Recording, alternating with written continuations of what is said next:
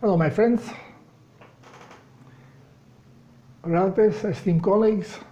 I was asked to address problem with sinuses, sinusitis, or whatever you want to call it. So, first, why do we have problems with sinus? What is sinus? Sinuses are hollow openings in our body, especially when we refer to it as sinusitis, problems with sinuses. We think about sinuses in our head, basically forehead, around the nose, around the upper cheeks. Now, why are here problems? What are these sinuses for? Well, that's a hollow bone, basically, with small channels, openings, that is covered with mucosal tissue. And purpose of it is to control the air that comes into the body and that comes out of the body. What it does, it adjusts the temperature of it. So if it is very cold outside, it warms it up. If it's very hot outside, it cools it down. It controls the moisture of the air. So this way, if air is very humid, it basically traps some of the humidity before it comes into the lungs. Also, when you are exhaling, traps the humidity that is coming out, and this way it prevents drying up of the body. And through every mucosal tissue, same like a skin, but mucosal tissue more so, is very absorptive. So it returns the moisture, the water, back into the circulation. So when do problems occur with this? Well, this air that is coming in and out also is very often polluted. So it has dust, it has particles. Most of it really gets already filtered through a nasal hair. But some of it goes in, and then mucosal tissue, the cells, will start producing more mucus. Cells start washing themselves off. So the cells have to be well hydrated so they can squeeze a drop of water that is going to flush them, and then it drains out. You know, we call it a runny nose because you are draining the stuff out, whatever body wants to reject that came through the air. At the same time, as every other mucosal tissue, it has glomerules, which help in cleansing blood. So it can be used also as an organ of cleansing blood in a case that there is a higher level of toxicity, the second stage. Now, there are very small narrow channels connecting these bigger openings, similar to alveoli in lungs, only this is structured by bone. And if the mucosal tissue inflames, it compresses and prevents drainage of the liquid that is there, that is ready to be taken out. Usually small draining is always coming, and it goes into your throat most of the time, but sometimes goes through the nose, and as it dries out, it becomes harder. This is a snot. And the more drainage is coming out, the more of the snot you are going to accumulate. Since it regulates temperature, when it is very cold weather outside. It is warming the air. How does it do it? By increasing the blood circulation through the mucosal tissue. More blood warms it up. And this way it warms up a little bit the air. So the mucosal tissue in the nose, in the sinuses, is quite active. And if we have a toxic blood, or if many toxins are coming through respiration, this tissue is going to be more affected. It has to work harder, produces more secretion to cleanse. Why do we have, when we have allergies, and all of a sudden everything gets stuck? Because the foreign material, the foreign protein, gets stuck on the cell of a mucosal tissue and normally would be flushed with water and goes out. But if there is no water to be squeezed, it cannot do it and becomes irritant. That body finds solution through forced hydration to push a little bit extra water in the cell so the cell can then squeeze it out and wash itself. And this forced hydration we call inflammation. So when the passages inflame, just to push a little bit more water into the cell by increasing the pressure of the extracellular liquid within the tissue, within the sinus. Well, this inflammation closes down the small passages, and now no liquid can be passed, not even air. Nothing passes through. It gets blocked. And any minor change in the pressure is going to put additional pressure on a sensory nerve in the area and create pain. And what can cause now this additional pressure? Well, air expands when it's heated. So you don't have only trapped liquid there, but you also have trapped air. And since now there is no exchange of the air, also because passage is closed, and it's warming up by the temperature of the blood, by the temperature of the body, it starts expanding, increasing the pressure, and we have a pain. Also, whenever we put our head down, by gravity, there is a more blood going in there in already inflamed tissue, creating more pressure and more pain. Remember, pain is always caused by, or most of the time, caused by increased pressure on sensory nerve. Why do these things happen? Well, I just explained. It could be dehydration on a cellular level that is keeping the sinus inflamed, the mucosal tissue in the sinuses.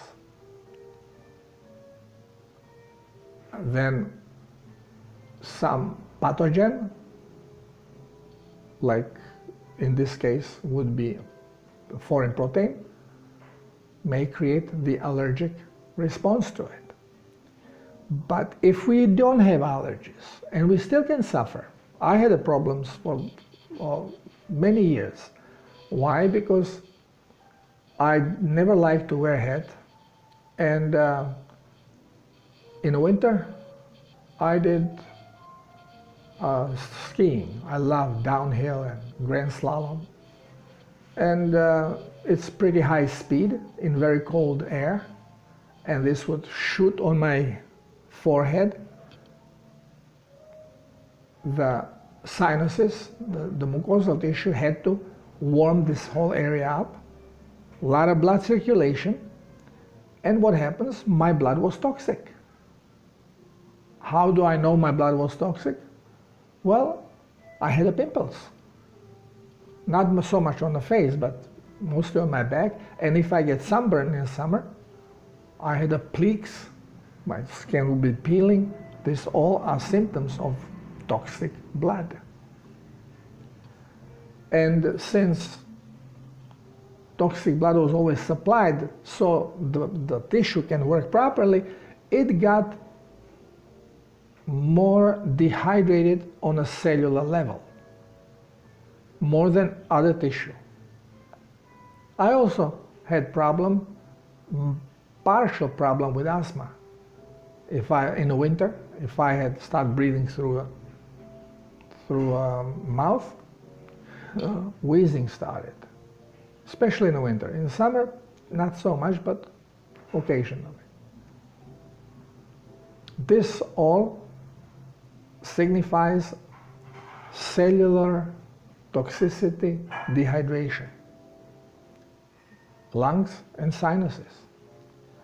And I suffered from sinuses, even free diving, because in Mediterranean, Adriatic, even in the summer, the water warms up on the surface. 1 meter below is already cold, and deeper you go, cooler it gets. And diving with a head that is already very sensitive, I would also get sinus problems. Pain. Whenever passage is closed, because the tissue swells, you have pain. Now, how can this becomes chronic in many people, and some people suffer terribly from this. Now, what do doctors do about it? They know it's inflammation, so they give you anti-inflammatories. So there is a reason why body is creating this, and we have to change our habits so the body can work properly. Instead of changing the habits, we say, no, we know better how to do it. We know that vasopressin is being released. We know that histamine is being released, so we are just going to give antihistaminics. And you have these little sprays. Well, what happens? Yes, you counter the inflammation, so you relax the blood vessels. Now you can breathe, and now the liquid can come out and you feel okay. But you become dependent on the medicinal poisons, and you are not helping yourselves, because these medicinal poisons actually are toxic also, so they contribute to increased toxicity. And because of dependency, all of a sudden you cannot breathe without the stuff. Even normally when you would be okay, now you need it. You are dependent not because your body got used to it. It is just because you are creating bigger and bigger problem. So what happened to me, it was in New York City, I got this inhaler, because in the winter I just couldn't breathe through the nose, so just choop. Oh great, now I can breathe. But then after using it only 1 week, I could not breathe anymore without it. Even in the summer, if I want to breathe through the nose, I had to spray it, because problem is that on a cellular level you are becoming so acidic and so toxic that the only way body can deal with it, when your blood is toxic and no proper hydration can be done, cellular hydration can be done utilizing osmotic pump, then you depend on body solution to it. is to make force hydration, to squirt some water in there. But then we cannot breathe. The tissue swells. After I did, and this was for years, this was with me.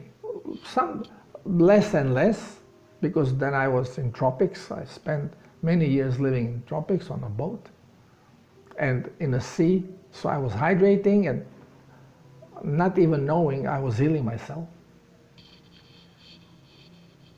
But many people don't do this. They have no luxury of spending months at the seashore and every day diving for 3-4 hours to hydrate. So they cannot cleanse. The purpose, the only way to actually get rid of this sinus problem is to hydrate the cells. And you cannot hydrate them if there is blood is toxic, because they will not absorb the water. It's only superficial flow that does superficial hydration, not enough to allow cell then to use that water to cleanse. And this is why whenever there is any kind of a problem, stress, whatever, the problem comes, and the headache, and you put your hand down, oh, it's even worse. Okay, and it's not only here, it's also here. This passage is here. So, again, simple solution. Hydrating the cells. But you cannot hydrate only those cells, because to be able to engage the hydration pump, you have to have clear blood.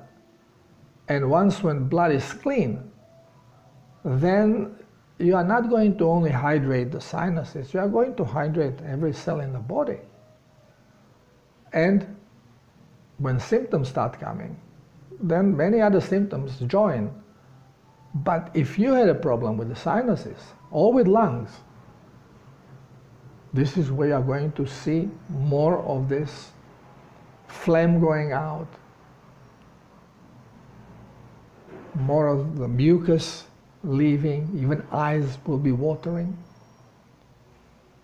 As your passages are opening, they start draining, but it's not only the draining process. It is the overall hydration that is coming on, and then detox. Right away, as those cells absorb a little bit of water, they throw out the garbage, and then you drain it out. With mucus, you drain it out. So if you start on self-healers protocol and you have sinus problems, don't be surprised that very soon after you start, your nose starts running. And especially in the second part, when it comes to the cellular hydration, when blood is clean already after 3 weeks or so, all of a sudden you have this, you even hear popping in your head as the passage is open, and you start, mucus is coming out, you are cleansing. Lungs, also all of a sudden phlegm. It could be not only phlegm, you actually may have accumulation of liquid in the lungs from high toxicity and long-term dehydration. And body will have to, this is the dead water, this is the plasma that is toxic, that has to be, that is unstructured, that has to be pushed out of the body. So again, easy solution, but you cannot use any kind of a medicinal remedy. Not natural, not chemical, pharmaceutical, nothing, because those are all toxins that prevent the proper functioning of the body. They are medicinal, geared to specific problem, but when you take them in, they affect the whole body, not only where you want them to be. So this is why you cannot use any medicinal remedy. Just follow the protocol, hydrate, change your diet, because a lot of toxicity comes through diet, especially through vegetables. Okay, so be careful what you eat. And again, proper, correct diet is only the stuff that gives you energy, gives you nutrition when you take it raw. It doesn't mean that necessarily that you have to have it raw, but this is your correct diet. We are used to burn shit out of everything, so we are frying and baking, and so okay, you like it's a change frequency, different taste, different flavor, but we are used to it. So you can burn it on the outside quickly, so you get that flavor, but the bulk, the inside, all is raw, and that's how you eat it. And this is what brings the correct frequency. This is what brings you the correct nutrition. What doesn't support you when it's raw, it is not your food, period. And if you want to test if something supports you, well, let's say fruits, because yeah, fruits we can eat. They're not toxic when they are ripe, and if they're not cooked. So, and you want to know if the fruit gives you energy, then eat nothing but this fruit, and eat as much as you want. And then look in the scale what is happening. Very often, when you do not bring in a body any nutrition and no particular toxins, you put your body in actually a fasting mode. And what a friend of mine has also noticed, that when in fasting, body holds onto liquids.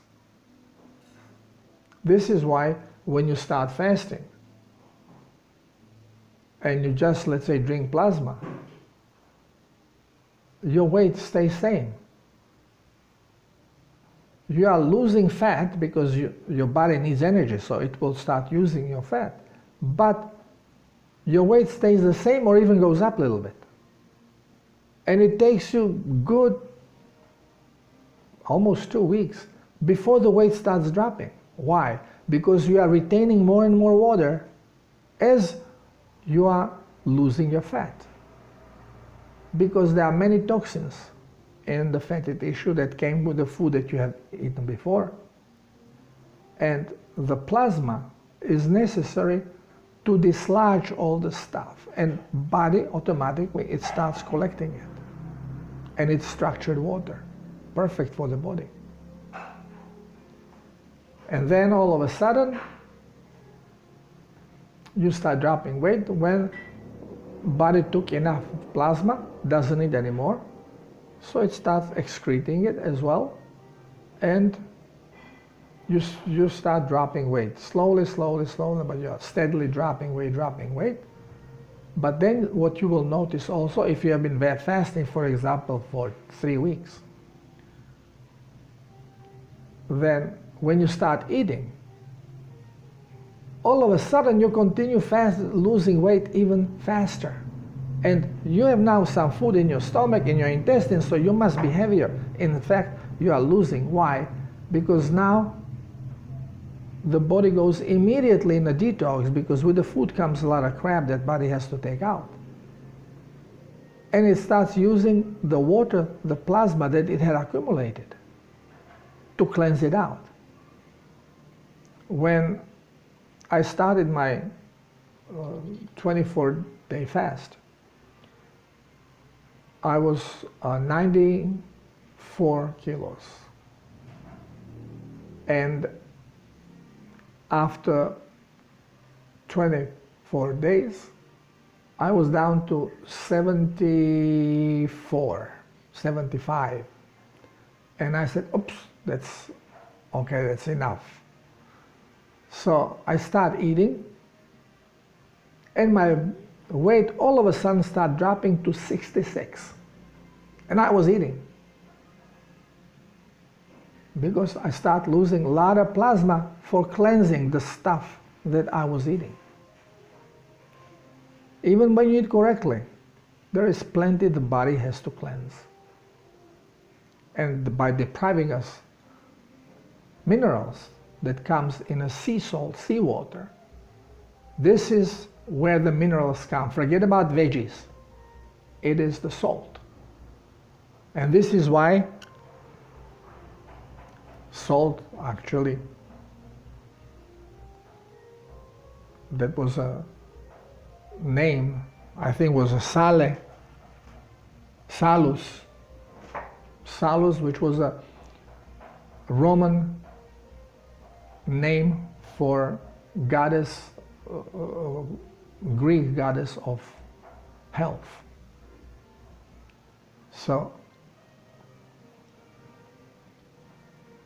we need it. Old people knew it.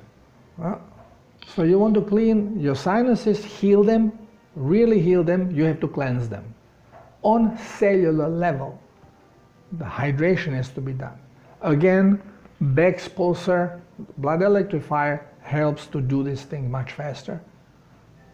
But even without it, you will do the job, and you will see as soon as you start drinking plasma and control your diet, so you eat more or less correctly, stuff that are not too toxic, and you will start cleansing, and you will see your nose running. But it's not only the nose.